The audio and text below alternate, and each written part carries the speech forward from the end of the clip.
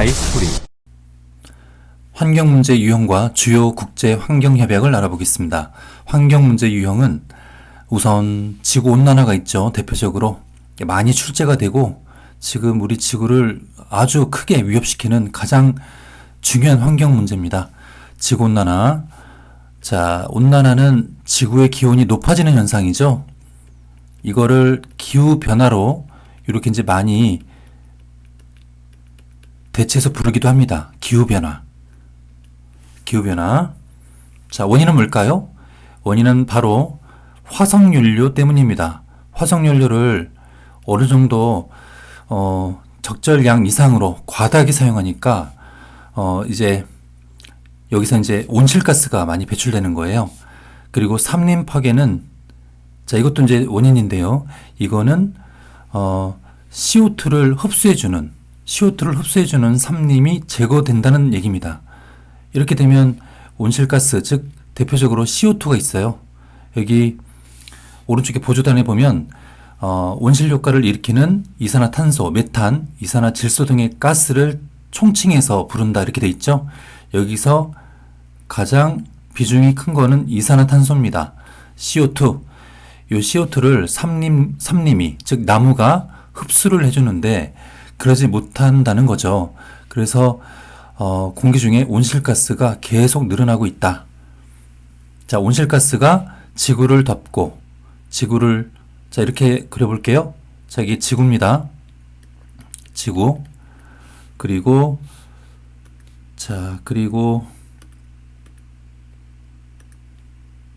온실가스가 이렇게 지표면을 덮어요. 그러면은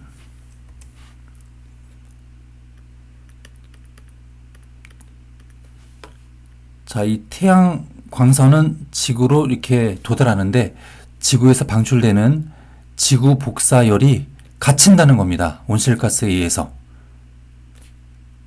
이렇게 되면 지구가 더워지죠. 이거를 전문적으로 온실효과라고 하죠. 온실효과. 이 온실효과를 일으키는 주범이 바로 온실가스입니다. 자, 그럼 이제 어떤 영향이 나타나느냐? 시험에 보면은 이렇게 이제 영양까지도 이렇게 물어봐요. 빙하가 축소되죠? 자, 얼음이 녹으니까요. 육지 위에 빙하, 얼어있던 얼음이 녹고 또 북극이나 남극의 빙하가 녹으니 축소가 되고요. 그 빙하 녹은 물은 바다로 유입되면서 해수면 상승을 일으키죠. 그러니까 바닷물의 양이 증가하니까 해수면이 상승한다는 얘기죠. 그리고 지구의 어떤 정상적인 기후 시스템을 파괴시키면서 이상기후 현상이 발생하게 됩니다.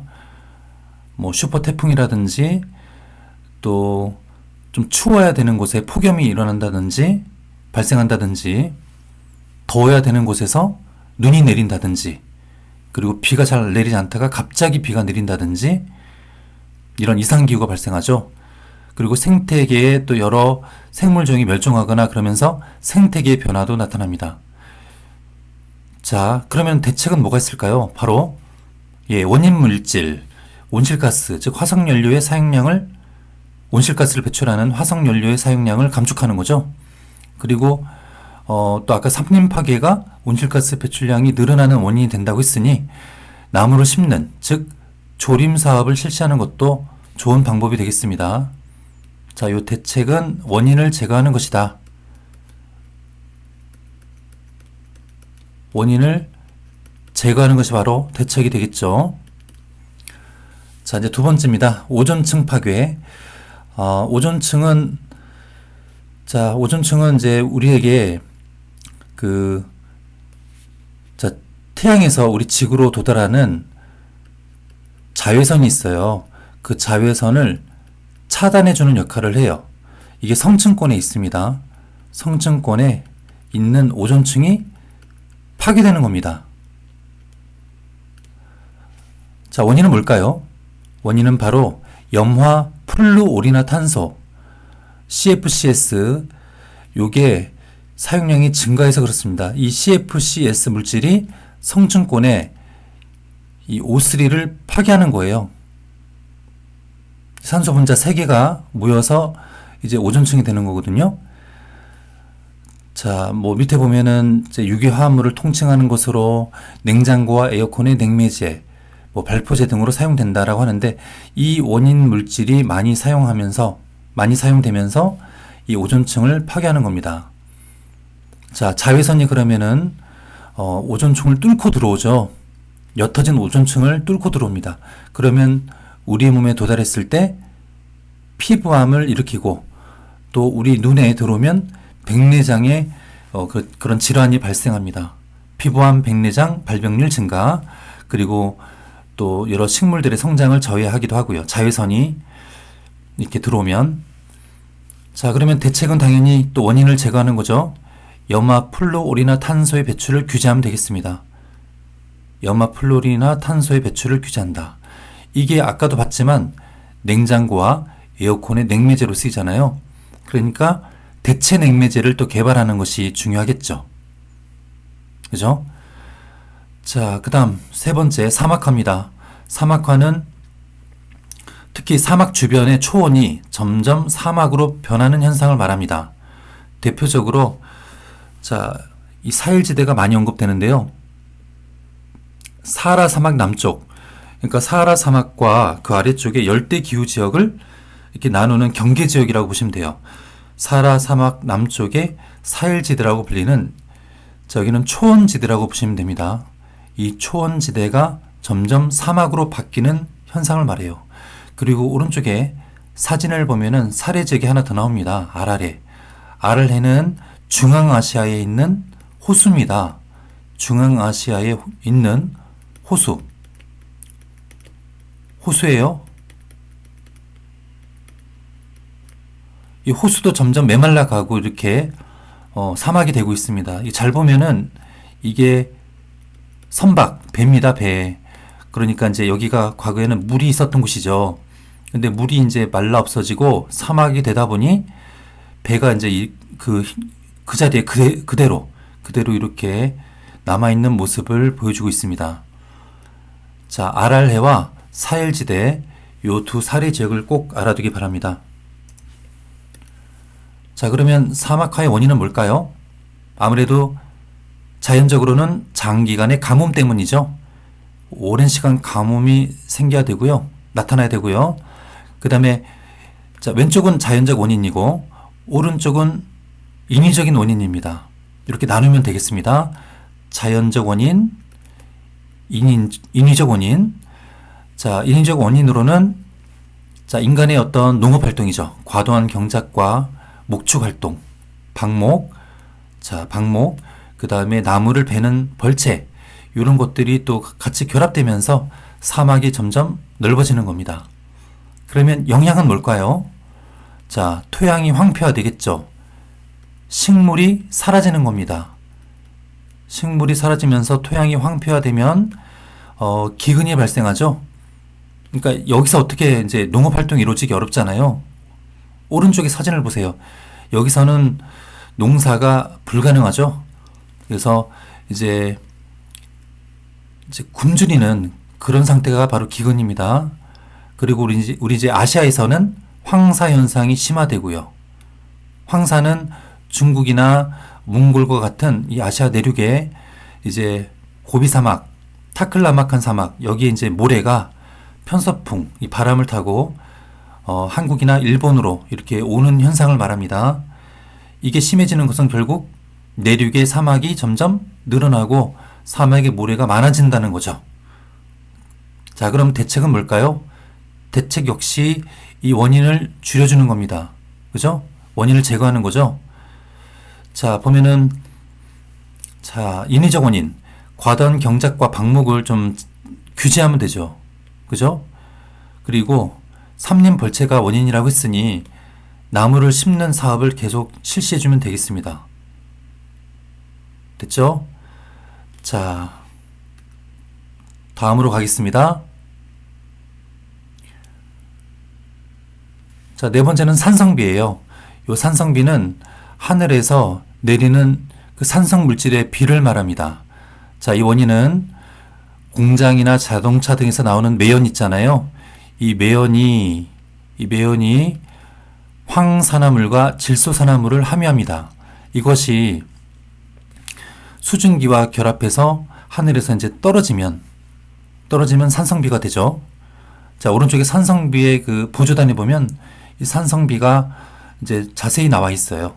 황산화물과 질소산화물 등이 비와 섞여 내리는 현상을 말한다. 특히 유럽에서 이런 현상이 심했다. 여기 보면 편서풍도 나와 있죠. 보통 바람을 타고 이동한다는 거예요. 자, 왼쪽에 써볼게요. 이 산성비의 가장 큰 특징은 이동을 한다는 겁니다. 바람을 타고 바람에 의해 이동한다. 아무래도 산업화 지역에서 잘 나타나겠죠. 여기도 오른쪽에 보조단에 보면 영국, 독일 등과 같이 그 서부 유럽의 그 산업화 지역의 사례가 나와 있는 겁니다. 자, 영향은 뭐가 있을까요? 이렇게 산성비가 떨어지면 나무에 떨어지면 나무가 죽겠죠. 그리고 호수에 떨어지면 호수의 물이 산성화가 되겠죠. 그럼 거기서 서식하는 생물들이 점점 소멸하겠죠. 자, 건축물에 떨어지면 어떻게 되나요? 부식이 됩니다. 부식이 돼요. 그러면 이제 뭐 문화재라든가 여러 철제 건축물이 또는 뭐 여러 가지 또 돌로 만든 여러 이제 문화재, 유적지가 파괴되겠죠. 자, 방금 또 얘기했지만 바람에 의한 이동으로, 즉 오염물질은 이동하죠. 그래서 이제 주변 국가에 영향을 미치면 국가 간 분쟁도 나타날 수가 있습니다. 산성비로. 자, 그럼 대책은 뭐가 있을까요? 역시 이것도 원인 물질을 제거해 주는 거죠.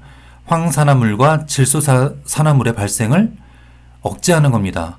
그러려면 아까 이제 그 오염물질 배출 장소인 공장이라든가 배출의 수단이 되는 자동차, 이런 두 어떤 요인에 탈황 시설을 설치하는 거예요. 탈황이라고 하는 거는 황을 제거해 준다. 황물질을 제거해 준다. 그런 뜻이에요. 여기 보면 황산화물이 주요 원인 물질이잖아요. 그리고 이것도 역시 이제 화석연료를 사용해서 나오는 어떤 원인 물질이 되는 거기 때문에 화석연료가 아닌 대체 에너지를 많이 이제 개발하고 사용한다면 이 산성비가 좀 많이 감소하겠죠. 그죠? 그리고 국가 간에, 자, 이거는 이제 지역을 이동하는 그런 성격이 있기 때문에 국가 간에도 협력을 하고 산성비를 줄이기 위한 대책을 세워주면 좋겠습니다. 자, 다섯 번째, 열대림 파괴예요. 열대림은 열대 기후 지역에서 자라는 숲이죠. 대표적으로 아마존강, 지구의 허파라고 불리는, 자, 지구의 허파라고 불리는 아마존강 유역에 엄청난 열대림이 서식하죠. 그 다음에 동남아시아, 인도네시아라든가 말레이시아, 이런 동남아시아 지역도 있고요. 그리고 이제 적도가 지나는 아프리카 중부 지역, 여기도 열대림이 많이 자라고 있습니다. 자, 열대림을 이렇게 파괴하는 원인은 인위적인 원인입니다. 농경지를 만들거나 목장, 방목지를 만들기 위해서 이렇게 열대림을 제거하는 거죠. 그리고 또 여러 지하 자원을 개발하기 위해서, 또는 이 열대림 목재 자체를 또 뭐 여러 또 가구를 만들기 위해서 사용하잖아요. 그러면은 이제 자원 개발을 위해서 열대림을 파괴하는 거죠. 그러니까 광산을 개발하기 위해 좀 이렇게 거슬리는 열대림을 파괴하거나 열대림 자체가 목재로서 또 자원이 되고, 그래서 이제 파괴된다는 겁니다. 또 도로 건설 등 이런 이유로 인해서 파괴가 돼요. 그러면 영향은 어떻게 될까요? 자, 열대림은 가장 중요한 그 기능이 물과 공기 중에 또 산소를 공급하는 그런 역할을 해요. 특히 산소 공급에 그 중요한 역할을 하거든요. 그래서 보면은 지구온난화가 심화되겠죠. 그러니까 산소를 배출하는 기능도 상실되고, 자, 하나 더, CO2는 또 흡수하는 영향이 있죠. 그런 기능이 있죠. 그래서 CO2를 흡수하는 그런 중요한 기능을 하는데 그게 사라지니까, 그래서 온난화가 심화되고 있고요. 그리고 열대림 안에는 또 온갖 동식물이, 희귀한 동식물들이 많이 살고 있거든요. 그래서 그 동식물의 서식지도 파괴되는 거죠. 뭐 고릴라, 오랑우탄, 또 여러 식물들. 자, 지구의 자정 능력도 약화된다. 이건 뭐냐면 역시 열대림 파괴가 되면 CO2를 흡수하는 그런 기능이 줄어들고 또 물도 이렇게 배출하고 공기에 대기 중에 또 이렇게 O2도 배출하는 좋은 기능이 있는데, 자, 오른쪽 보조단 보세요. 대기와 해양의 순환 과정을 통해 오염 정도를 낮춰주는 그런 정화 능력이 자정 능력이거든요. 이런 것들이 이제 약해지는 거죠. 자, 그럼 대책은 바로 역시 이제 열대림 파괴를 막는 대책은 뭐가 있을까요? 자, 열대림 지역을 보호하는 겁니다. 뭐 감시를 하고 보호하는 이런 노력을 강화해주면 되겠고요. 또 파괴된 곳은 다시 열대림을 심으면 되겠죠. 나무를 심으면 되겠고, 또 역시 이거는 어느 한 국가만의 노력으로 되는 것이 아니라 국제적인 협력, 그리고 또 국제적인 관심이 증대되어야 되겠습니다. 그래서 뭐 환경단체라든가 정부기구가 이렇게 같이 협력을 하면 열대림 파괴를 줄일 수가 있을 거예요. 자, 이제 다음으로는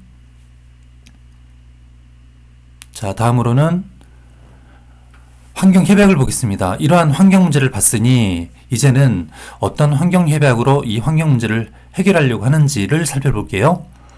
자, 처음에 파리협정이 나오죠. 그리고 여기 두 번째에 보면은 교토의 정사가 나옵니다. 요 두 개는 같이 묶어서 생각을 해주세요. 요 두 개는 자 매우 중요합니다. 지구온난화를 방지하기 위한 협약이다. 이렇게 알아두세요. 알았죠? 지구온난화와 관련된 협약이다. 파리협정, 교토의 정서. 자, 교토의 정서는 이미 끝났습니다. 이미 이제 시한이 만료됐고요. 이제 그것을 대체하는 것이 바로 파리협정입니다. 자, 온실가스를 줄이자. 그것을 강제적으로 규정한 협약입니다. 자, 먼저 교토의 정서부터 볼게요. 교토의 정서는 과거에 선진 38개국, 즉 선진국이죠. 선진국. 자, 온실가스 배출의 주요 국가들이 주로 선진국이었거든요. 그래서 선진국만 대상으로 해서 감축의 목표를 그렇게 구체적으로 제시한 겁니다. 그리고 이때 온실가스, 즉 탄소 배출권 거래제가 처음 도입됩니다. 이거는 오른쪽에 여기 보조단에 보면 써 있어요. 국가 또는 기업 간에 온실가스 배출 허용량을 거래하는 제도입니다. 그러니까 시장에서 거래할 수 있는 거예요. 돈을 주고 사고 팔 수 있는 그런 탄소를 사고 팔 수 있는 그런 제도를 말합니다. 자, 그래서 어떤 기업이, 자, A 기업이 있어요. A 기업이 계속 이제 생산 활동을 하는데 탄소가 A만큼 필요하다고 합시다. 그런데 지금 A 기업은 그 탄소를 충분히 사용하고 그 이상 사용하게 되는 거예요. 그러니까 탄소 허용량이 뭐 얼마라고 하는데 그 기준을 넘어서 쓸 것 같아요. 그러면은 그 양이 A라고 할 때 이 A 기업이 이제 앞으로 필요한 이 양을 B 기업으로부터 사들이는 겁니다. 돈을 주고요. B 기업은 A가 불필요하거든요. 나름대로 친환경 뭐 에너지를 쓰면서 이제 탄소의 그 배출량을 많이 줄였다고 쳐요. 그럼 남은 양을 돈을 받고 A 기업에게 파는 겁니다. 요거를 탄소 배출권 거래제라고 해요. 알았죠? 자, 이게 도입된 게 바로 교토의 정서다. 자, 그리고 요거는 이제 끝났습니다. 이제 이런 거예요. 온실가스 배출은 비단 선진국만 하는 게 아니라 전 지구적인 문제고 개발도상국도 똑같이 지금 많이 배출하고 있잖아요. 특히 인구가 많고 산업활동이 활발한 중국이라든지 인도라든지 이런 개발도상국도 책임이 어느 정도 있기 때문에 자, 위에 보면은 선진국과 개발도상국 모두 자, 오른쪽에 보조단에 보면 무려 195개 이 국가들이 가입돼 있어요. 모두 온실가스 감축을 포괄적인 대응에 동참하도록 규정한 겁니다. 알았죠? 자, 이것은 이제 오른쪽에 보면은 계속 이행을 점검한다고 그래요. 자, 이 두 개가 지구온난화를 막기 위한 협약이다. 교토는 일본에 있는 도시고요. 파리는 프랑스에 있는 도시, 수도입니다. 프랑스, 이거는 일본. 이렇게 또 참고로 알아두세요. 자, 세 번째입니다. 몬트리올 의정서. 이 몬트리올이 캐나다에 있는 도시예요. 캐나다의 몬트리올에서 채택된 그런 협약입니다.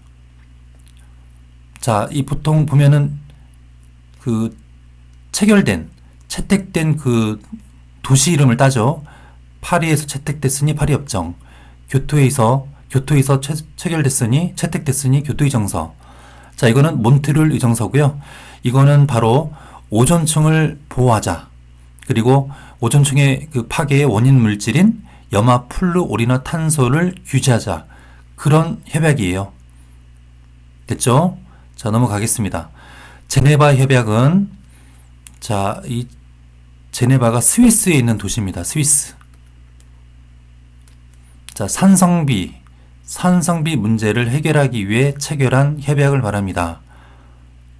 국경을 넘어서 국가와 국가 간을 이동하는 그 대기오염 물질, 산성비 물질의 감축 및 통제를 목적으로 한다. 이렇게 산성비하면 제네바다. 이렇게 알아두세요. 자, 다음 사막화 방지 협약입니다. 이거는 그냥 말 그대로 이 용어 안에 그 환경 문제가 담겨 있죠. 사막화를 방지하자라는 협약이고요. 주로 사막화를 심각하게 겪고 있는 개발도상국, 선진국보다는 개발도상국이 사막화를 더 심하게 겪고 있어요. 그 개발도상국을 도와주자 그런 지원책도 여기에 담겨 있습니다. 사막화 방지 협약. 예를 들면 뭐가 있을까요? 조림 사업 같은 게 있겠죠. 숲을 만드는, 즉 나무를 심는 사업. 산업이 아니고 사업이요. 자, 이 조림 사업을 위해서는 또 많은 돈이 들고 또 국제적인 협력이 필요하죠. 큰 사업이니까. 자, 마지막으로 람사르 협약이 있습니다. 이 람사르는 이란의 람사르라는 도시에서 채택됐기 때문에 람사르 협약이라고 합니다. 이란이에요. 자, 람사르 협약은 바로 습지를 보호하자입니다. 습지를 보호하자. 습지가 갖고 있는 기능, 철새 및 물새 서식지로서 특히 국제적으로 중요한 습지에 관한 협약이다. 습지는 지구에 물을 보존하고 또 산소를 공급하는 중요한 역할을 합니다. 스펀지와 같은 역할을 하는 거죠. 그리고 이제 생태계를 보호하는 역할도 합니다. 여러 동식물들이 습지를 기반으로 해서 서식하고 있고요. 그래서 습지가 중요하기 때문에 람사르 협약으로 습지가 파괴되는 것을 지금 막으려고 하고 있습니다. 자, 지금까지 주요 환경 문제와 그 환경 문제 해결을 위한 국제 환경 협약을 알아봤습니다.